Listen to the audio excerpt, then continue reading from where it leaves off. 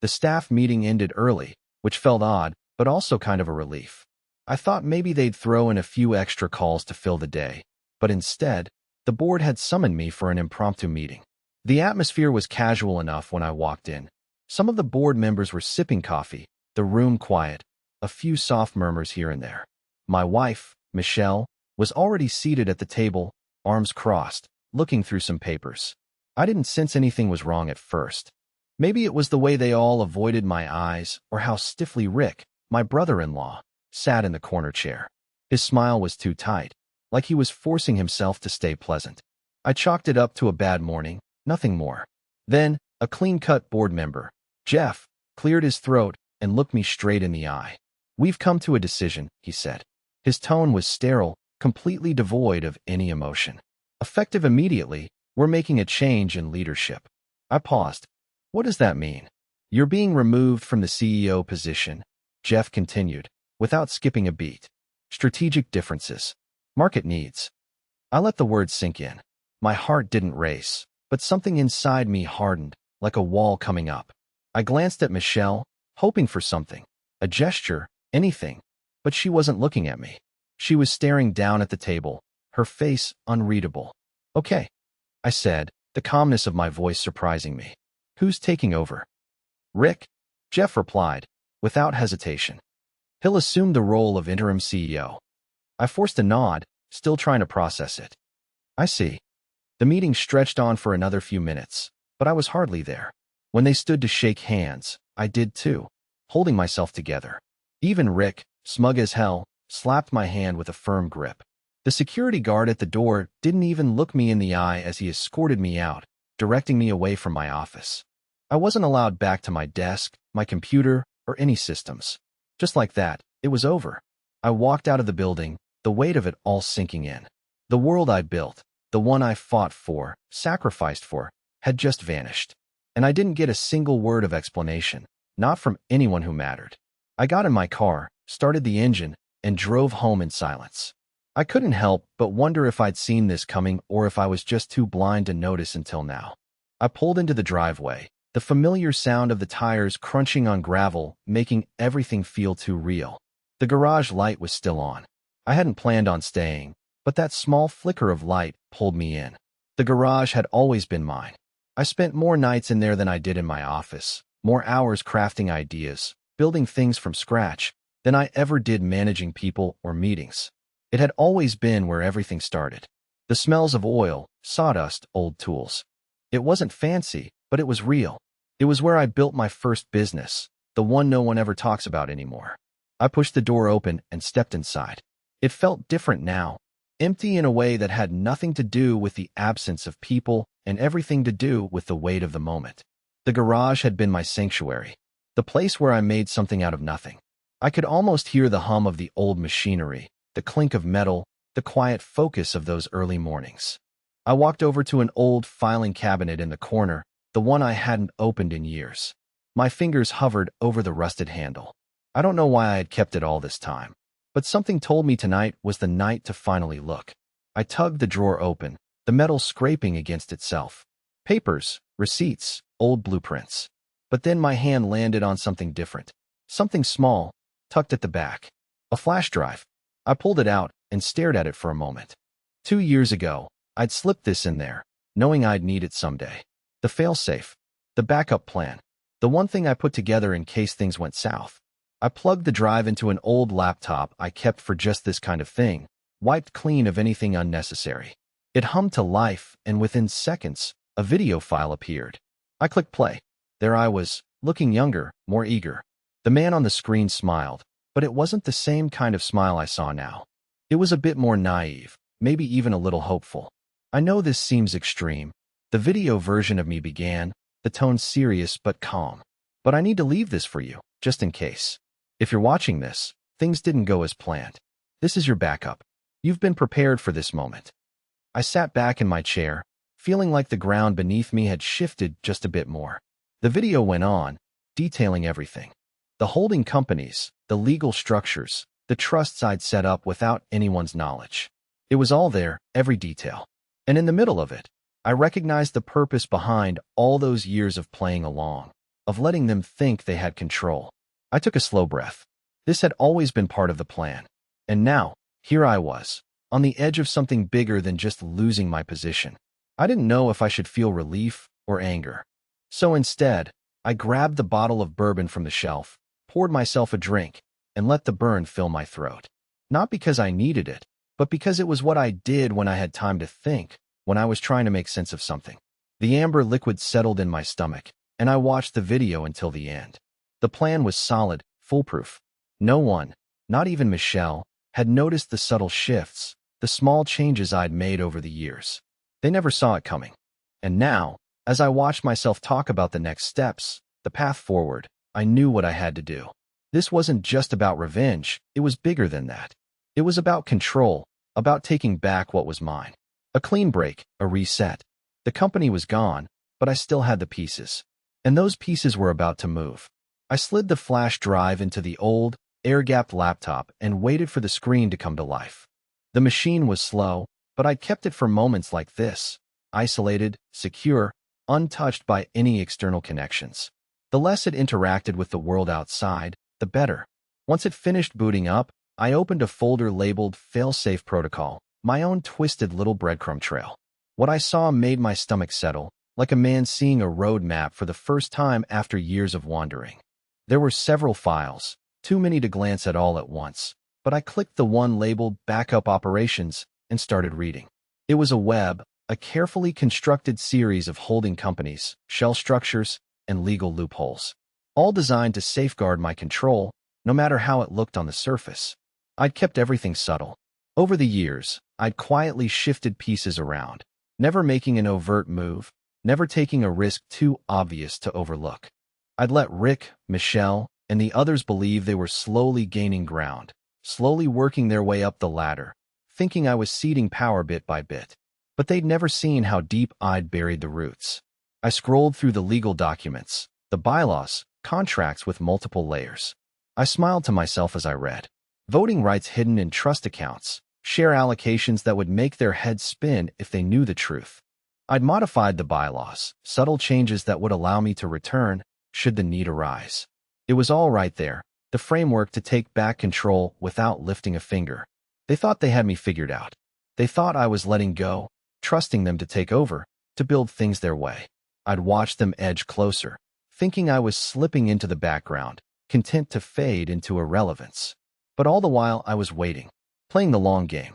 The documents I'd set up, everything from non-compete clauses to equity splits, were airtight. The family never noticed the shifts. I'd subtly nudge, quietly adjust. When Michelle was focused on her board meetings, Rick was playing his political games. I was executing the real changes. As I read through each page, confirming the layers I'd built, I couldn't help but feel a flicker of satisfaction. They'd all assumed I was stepping aside, handing them the reins willingly. Hell, I'd even convinced myself a few times that maybe I was. But now I knew what I had built, and I wasn't going to let it all slip away just because they thought they'd won. I leaned back in the creaky chair and took a deep breath, my fingers lightly brushing over the keyboard. It had always been about control. I'd taken the back seat because I knew that when the time came, the only thing I'd need was the right person to help push the pieces into place. I ran a hand through my hair, my gaze drifting to the filing cabinet in the corner.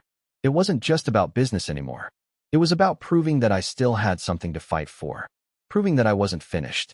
I took another look at the folder, noting a crucial detail I hadn't fully considered. The legal documents had been signed by my own hand. My authority was embedded in every one of them, the silent guarantee of a comeback. But there was something else I hadn't put together until now, the missing element, the key to completing the puzzle. The right person. I'd been holding off on this moment, waiting for the perfect candidate, someone with the ruthlessness to finish what I'd started. Malcolm. I hadn't spoken to him in years, not since he tried to buy me out. He was tough, calculating, and, more importantly, he knew how to maneuver in the shadows. He'd always been a step ahead, and I respected that. He'd never backed down from a challenge. But I knew one thing for certain. If anyone could finish this, it was Malcolm. He didn't care about family. He didn't care about loyalty. He cared about control, and that made him the perfect ally. I stood up, the laptop still open in front of me, and walked over to the workbench. I paused for a moment, letting the quiet of the garage settle around me. Then, I grabbed my phone and opened up a burner email account, one I hadn't used in months. The message was short and to the point. Malcolm, you interested in picking up where you left off? It wasn't much, but it would get his attention. I hit send, leaned back, and waited. The next move was set. I watched the screen for a few minutes after I sent the email, feeling the quiet tension hang in the air. It was a simple message, but I knew it would get his attention. Malcolm didn't ignore opportunities like this, not with the way his mind worked. He'd remember what we were to each other, how close we'd come to a deal years ago, before I pulled the rug out from under him. Now, he had to know this was more than just a casual reach out. Less than 10 minutes later, my phone buzzed. One unread email. I clicked it open, the subject line brief. I'm listening. Malcolm. I exhaled, leaned back in the chair, and started drafting a response. But before I could finish typing, my phone rang. I didn't even hesitate before answering. Malcolm, I said, my voice steady sharp. It's been a while. Too long. He replied, a slight chuckle in his voice. But it wasn't the kind of laugh that made you feel at ease. It was the kind that made you wonder what he was thinking. You finally ready to talk business? I've always been ready, I answered. The question is, are you? Malcolm paused for a beat before speaking again, his tone shifting to all business. What's this about exactly? You make it sound like there's an opportunity on the table, something worth picking up. There is, I said, but it's not something that gets passed around easily. I'm talking about full control, the kind that's not just about money. It's about power, leverage. You know the kind of deal I'm talking about. He was quiet for a moment, no doubt weighing my words. I could almost hear him calculating, his mind ticking like a clock. Finally, he spoke again, his voice colder now, sharper. You know I don't get involved in charity cases. What are you offering? I went into the details then, my words clear and deliberate. I've got shares. A lot of them. More than you'd expect. They're structured through a series of trusts and holding companies, tucked away where they don't show up on any regular radar. But the kicker is, you can access them.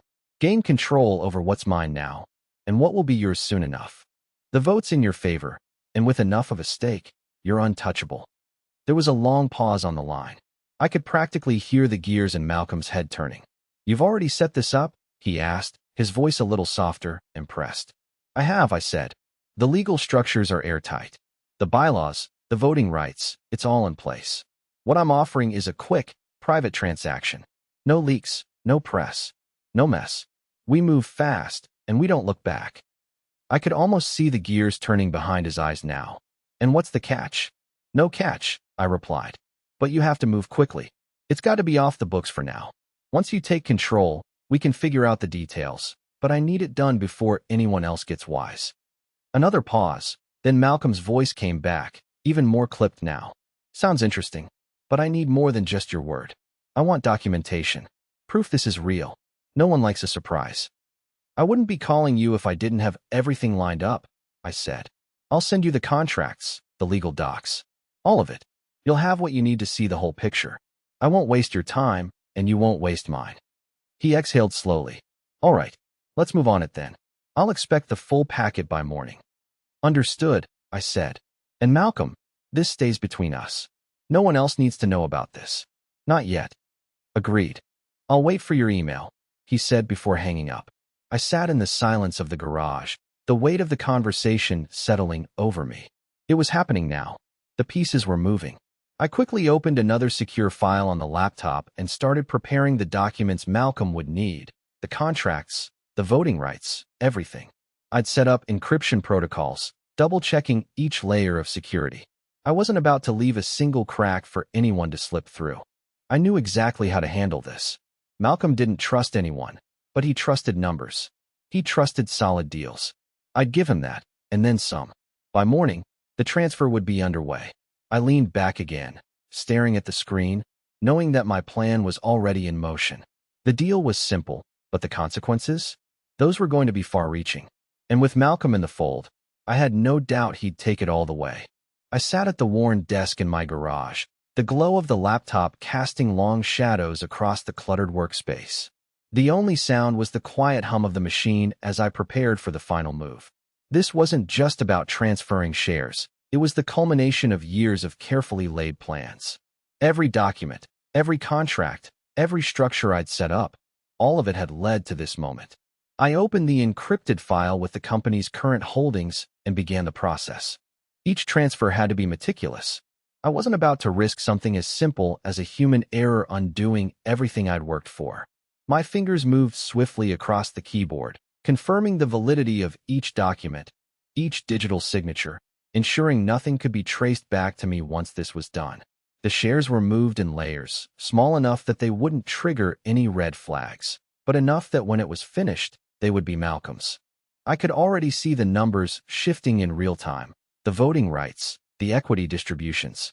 I kept an eye on the secure transfer protocol, making sure every piece was encrypted, every document signed with the digital key that only I had access to. There would be no loopholes, no chance for anyone to undo what was about to happen. Each transfer felt heavier than the last. With every click, the company moved further from my hands and closer to Malcolm's. I was watching the weight of my legacy shift, inch by inch, from the comfort of my own home, in the stillness of a garage that had once been filled with the sound of my ambition. I'd built this, but now, I was watching it fade away, as carefully as I'd built it up. I could feel the finality of it in my bones. Once this was done, it would be impossible to reverse. The shares would be locked in Malcolm's holding company, and with them, everything that came with it. The power, the control, the future of the business itself. I had expected to feel something more, regret, maybe, or anger. But instead, there was only a quiet, calculated calm. The work was done. The numbers were set. The next move would come from Malcolm, and it would be his game to play. I leaned back in the chair, rubbing a hand across my face, waiting. My heart wasn't racing. My thoughts weren't swirling. I was simply waiting for the confirmation, the message that would make everything official. I had done what I needed to do. The company was no longer mine. The transfer was complete, and now, all I had to do was wait for Malcolm to acknowledge it. Minutes stretched on. The weight of the decision, of everything I'd just let go of, hung in the air like a thick fog. But I didn't flinch. This was the plan. This was how it had always been meant to unfold. I glanced at the clock. It was late, but I knew Malcolm. He wouldn't wait long. I pulled my phone from my pocket, checked the burner account. Nothing yet. I exhaled slowly, tapping my fingers on the desk. The garage, with its clutter of old tools and unused equipment, felt more like home now than it ever had before. It wasn't about what I'd lost. It was about what I'd gained, control over the future.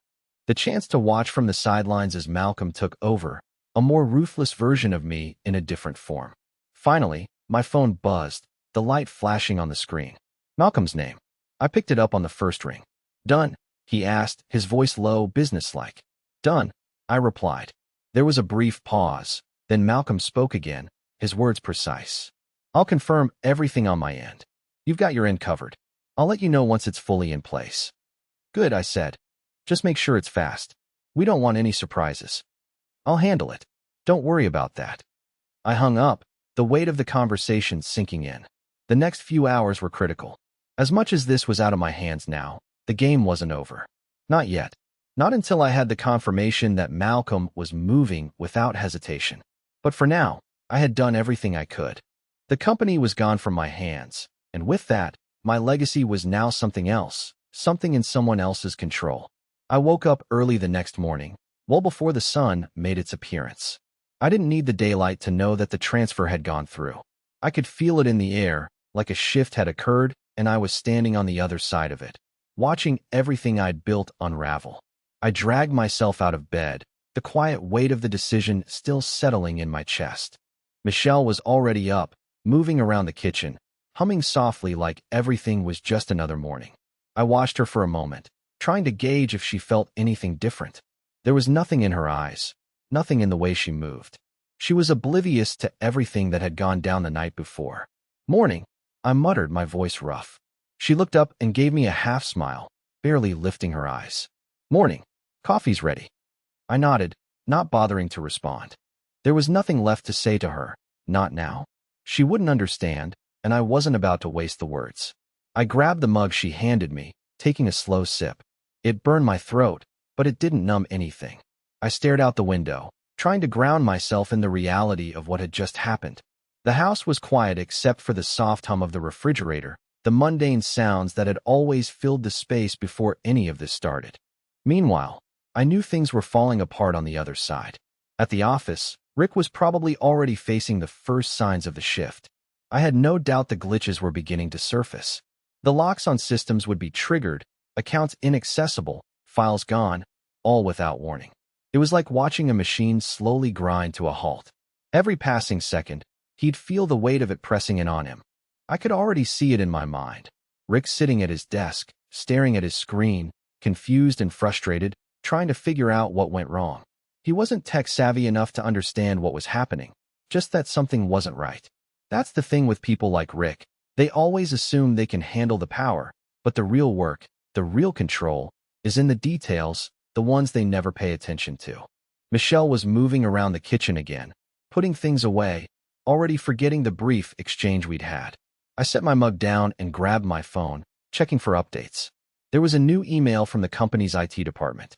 It was a short message about unforeseen issues with access. Rick was already on it, I imagined, trying to fix a problem he had no clue how to solve. I let out a slow breath and opened the news feed for the company. Nothing yet, but that would change soon. It always did.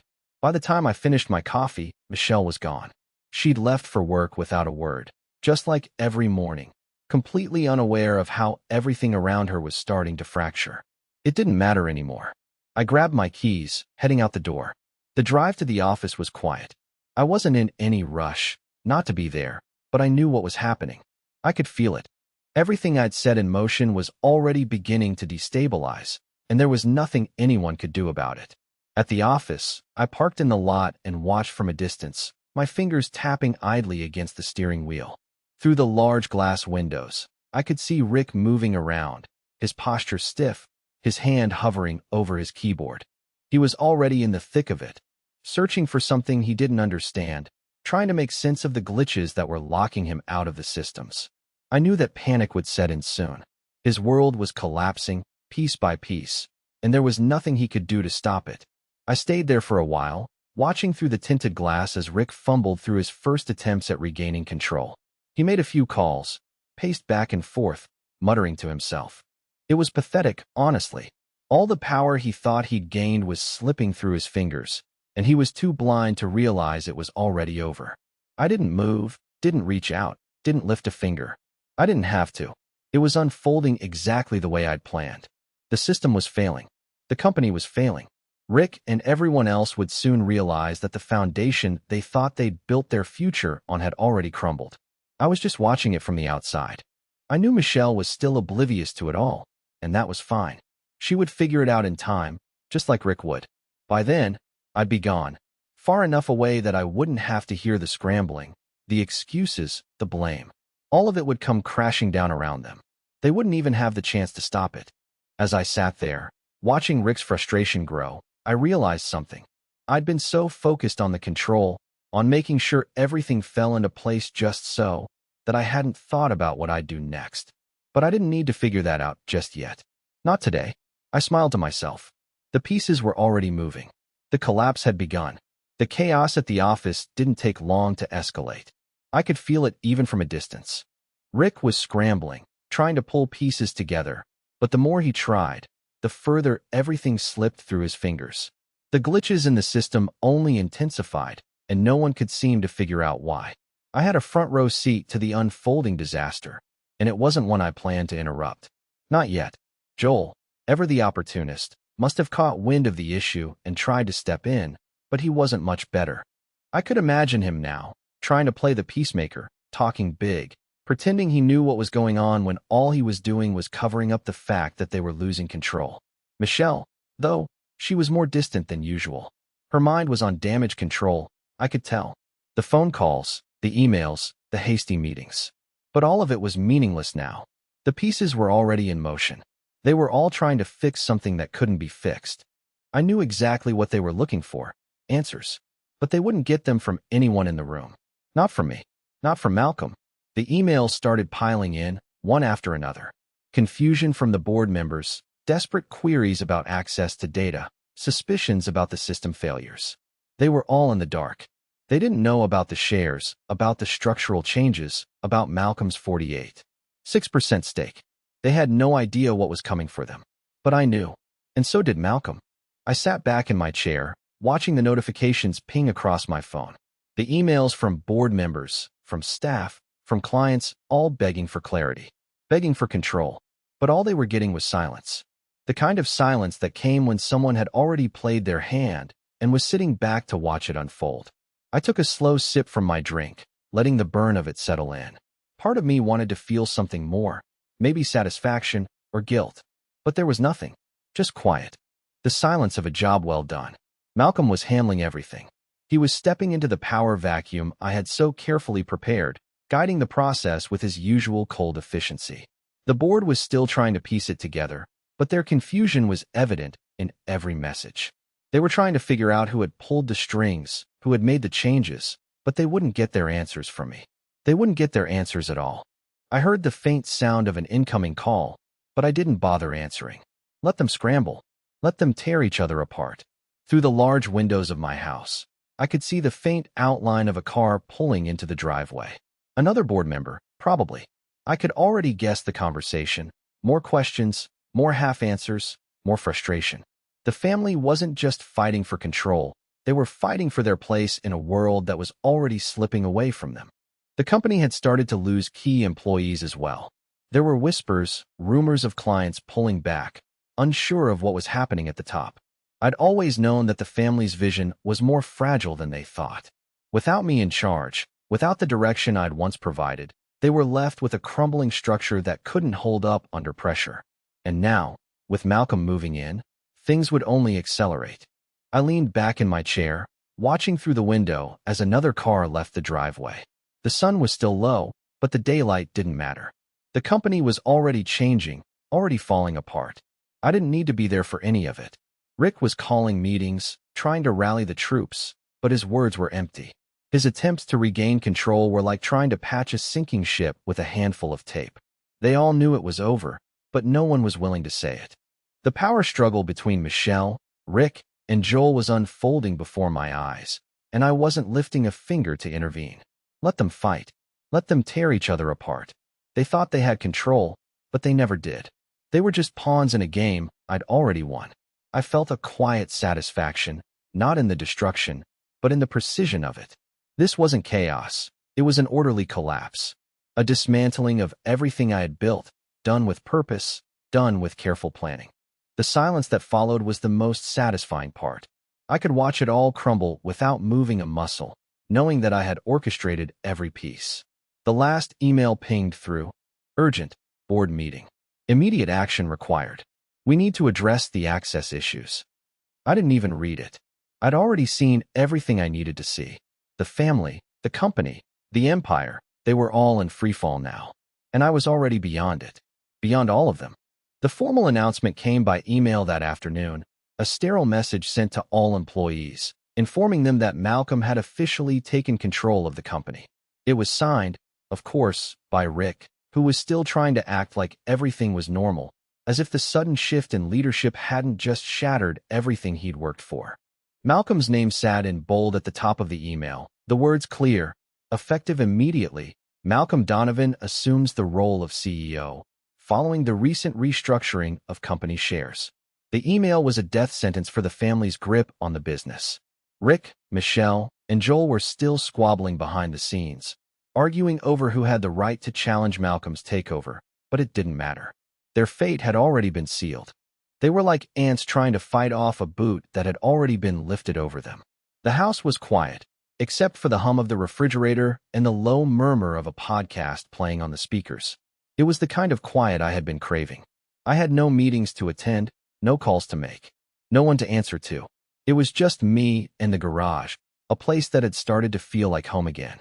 I was tinkering with a set of old tools, running my fingers over the worn handles, thinking about nothing and everything at once. There was something almost meditative about it, the way my mind wandered while my hands worked. I didn't need the noise, the chaos, the stress of a company that was crumbling without my involvement. I had already moved on. Then, my phone buzzed, breaking my concentration. I glanced down at the screen. It was a text from Michelle. What's going on with the company? The board's a mess. This is chaos. You need to talk to me. I read the message once, then twice, letting it sink in. The subtle accusation in her words. She wasn't asking for clarity or reassurance. She was blaming me. For what? For the company falling apart? For Malcolm stepping in and taking what was always mine? I didn't respond. I had nothing to say. She had always been more concerned about her own career than the family, and now it was obvious. She wasn't trying to reach out because she cared about me. She was trying to save face, to distance herself from the fallout.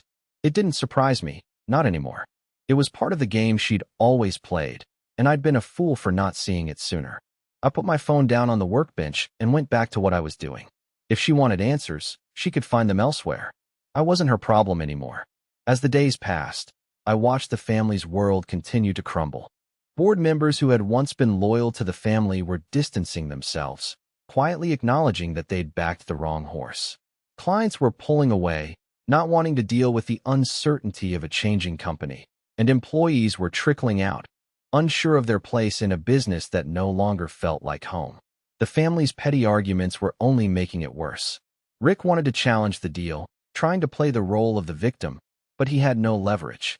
Michelle was caught between trying to salvage her career and maintaining some semblance of loyalty to a company she no longer controlled. And Joel? He was too busy playing damage control, running around putting out fires he didn't even know how to light. I didn't care. It was a relief, really, watching them fall apart. The silence in my garage, the steady rhythm of my work, felt like the only thing in the world that made sense. I didn't need their chaos anymore. And Michelle? She stopped texting after a while. Probably figured out that I wasn't going to be her scapegoat or her answer. She began distancing herself from me, both personally and professionally, and I saw through it immediately. The truth was that she was trying to protect herself, trying to stay afloat while everything else sank. She didn't want to be seen as complicit in what had happened, and I wasn't going to stop her. Let her pretend she had nothing to do with it. I'd already moved on. She could do whatever she wanted. I checked my phone once, late one night, to see a notification from the company's internal system. A message from one of the board members. It was a brief note, asking if I'd reconsider stepping in to help resolve the crisis. I smirked. They had no idea how far gone they were. I slid my phone into my pocket and looked out at the street from the garage window, watching the world outside continue without me. The company? It was already someone else's problem. The family? They were falling apart, and there was nothing I needed to do to help them fix it. For the first time in a long time, I felt a sense of peace. Months later, I found myself at a corporate event I couldn't avoid. It wasn't my choice to be there, but business dinners, the kind where everyone plays nice despite the blood on the floor, were part of the world I used to inhabit. I stood off to the side, nursing a drink and watching the mingling masses, their small talk a dull hum in the background. I hadn't really thought about any of it until I saw him across the room. Greg, one of the board members who had been with the company for years. He looked different. His shoulders were tight, his face drawn, like he hadn't slept in weeks. I knew exactly why. He was still trying to pick up the pieces from the mess we'd all created. Only, I'd moved on, left it all behind. He caught my eye, and for a moment, his face froze. I could see the realization hit him like a freight train. He knew what I'd done. He knew that everything was gone now, that his grip on the company was slipping and would never return. His body stiffened, and for the first time in a long time, I saw someone who knew they were too late. He started toward me, his feet hesitant, like he wasn't sure if he should even approach. But then he did, stumbling over his words the moment he got close. Hey. Look, I wanted to apologize, about everything. He stopped, looking up at me like he was waiting for some sort of acknowledgement. I took a slow sip from my glass, my gaze never leaving his face. I didn't need to say anything. I could see the panic in his eyes, the desperation creeping in. He knew the board was crumbling. He knew the company was unraveling. And now he was realizing, too late, that there was nothing he could do about it. Greg, I said flatly. It's done. He stammered, his words rushing out now. We didn't know, okay? We didn't understand what was happening behind the scenes. I thought you'd come back in and I didn't need to hear more. I raised my glass slightly, the quiet clink of it punctuating the silence between us. He stopped talking. The color drained from his face as he finally understood that I wasn't going to help him. I wasn't going to offer anything. No sympathy, no solutions. He had waited too long. I had moved on, and it wasn't my problem anymore. Without saying another word, I turned away from him, walking through the crowd, leaving him standing there. The desperate edge to his voice lingered behind me, but I didn't need to look back. The company was gone. The family was fractured. And me? I had reclaimed my power quietly, without lifting a finger, without making a scene. The silence between us, my silence, was enough. No more words needed to be spoken. Everything had already been said, in actions, not speeches.